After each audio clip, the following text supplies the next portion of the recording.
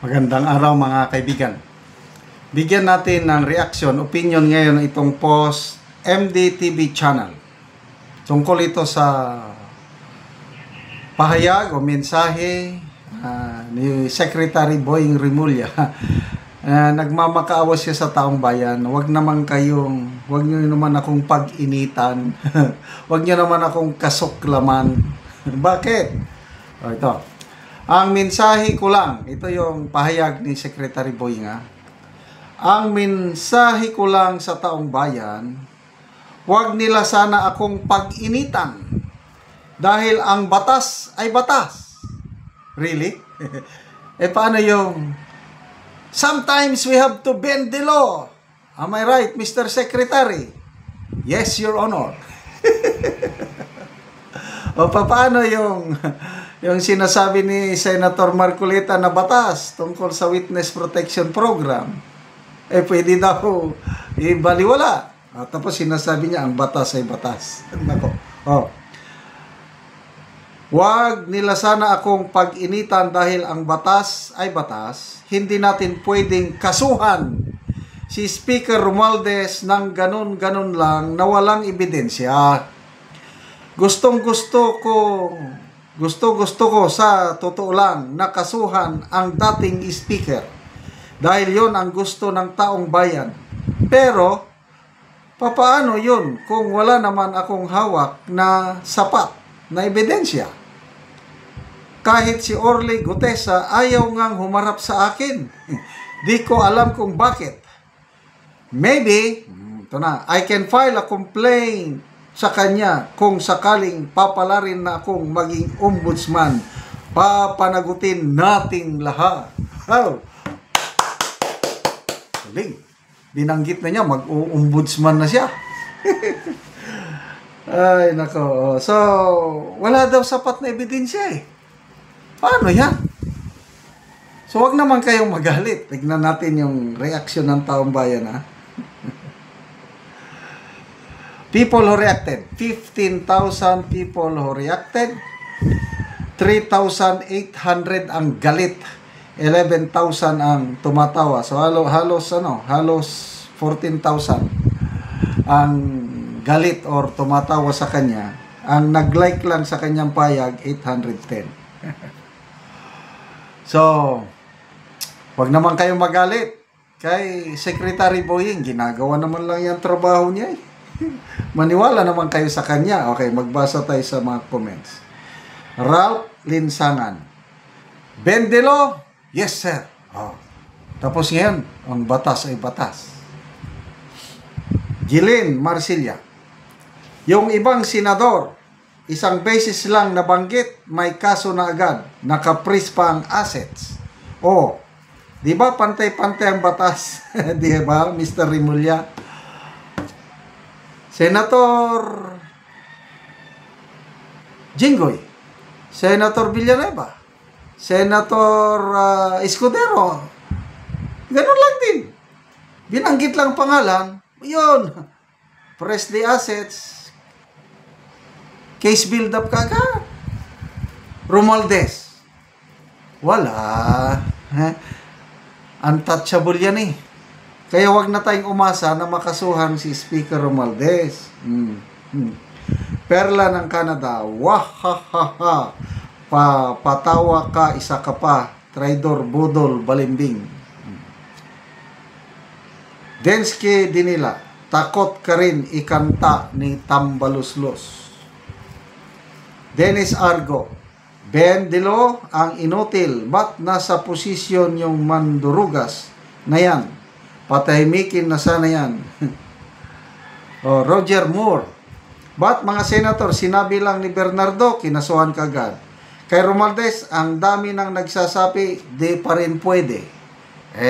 Ang batas ay batas daw Okay, anong sawad ni Kwan? Obvious. John Andres, baliw ka. Mahirap kasuhan si Bonjing dahil boss mo siya.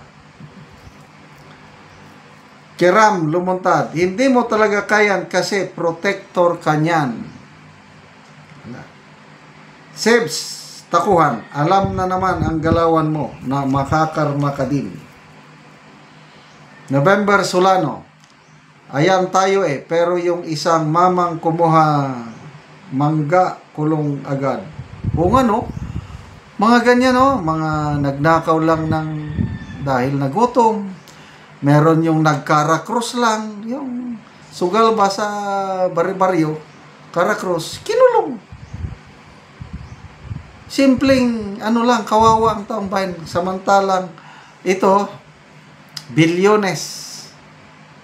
Hindi man lang makason. Kasi nga, alam na, Saldico. Nasaan yan si Saldico? Wala lang. Pinapabayan lang. Nasa ibang bansa. Gusto ba nilang pabalikin? Palagay ko hindi. Hanggang ganyan, kaso-kaso lang. Parang pakitang tao labang. O yun, may kinasuhan na kami. Saldico, nandyan na. 3 senador, nandyan na. Yun, may naipakita nga naman. Kailan, ang utak ni Saldico, nasaan na?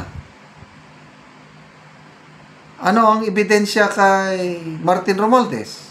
Wala. Kasi wala rin si Saldico dito. So, maganda yung suggestion ni ex-Senate President Franklin Drilon. Sabi niya, dapat ang gobyernong ito i-cancel na kaagad ang passport ni Saldico at i-freeze lahat ng mga bank accounts niya. Napakasimple man lang yun. Ang tanong, bakit hindi nila ginagawa? Wala lang.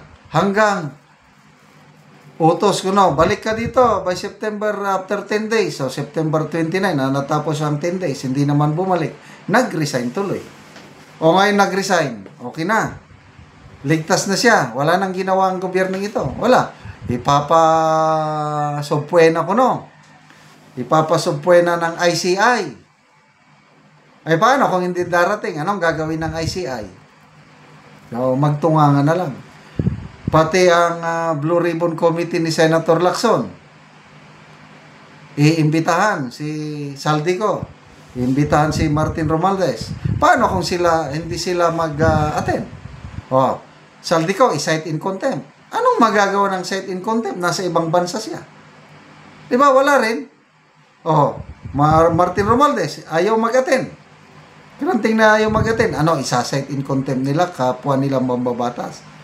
So, wala na akong tiwala ito sa investigasyon ginagawa ng ating gobyerno. Magtiis na lang tayo ng 3 years. God, my Diyos, sabi ng Diyos, vengeance is mine. Pasa kamay ko na lang sa Diyos ang lahat ng ito. Salamat mga kaibigan sa inyong pagsubaybay sa ating channel. Nakakatulong kayo ng malaki sa tribong Talandi ng Bukidnon. Dahil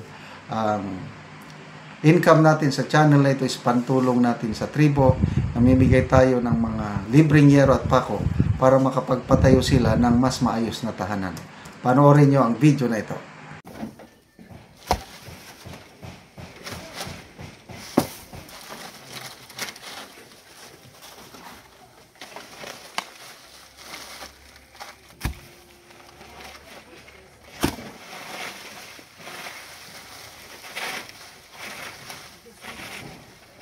Gabok magid kayo ang trapal.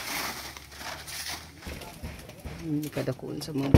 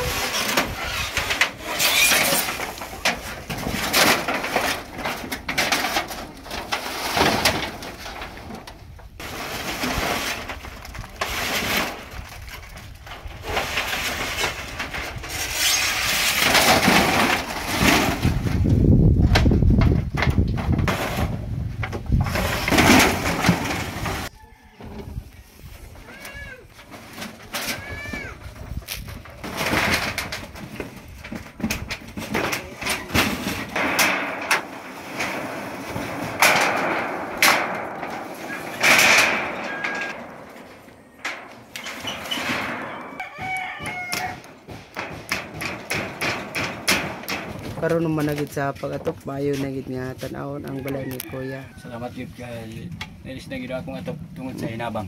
Oo. Kay ug walay hinabang, di milis na akong atop. Mm. Salamat kayo sa Ginoo nga ihatagan ko niyo ang hinabang, nga panalangin. Mm. Salamat kayo. Sure. Sa nagtabang sa sin, sponsor, Mm. salamat kayo. Oo, salamat kayo pud ya.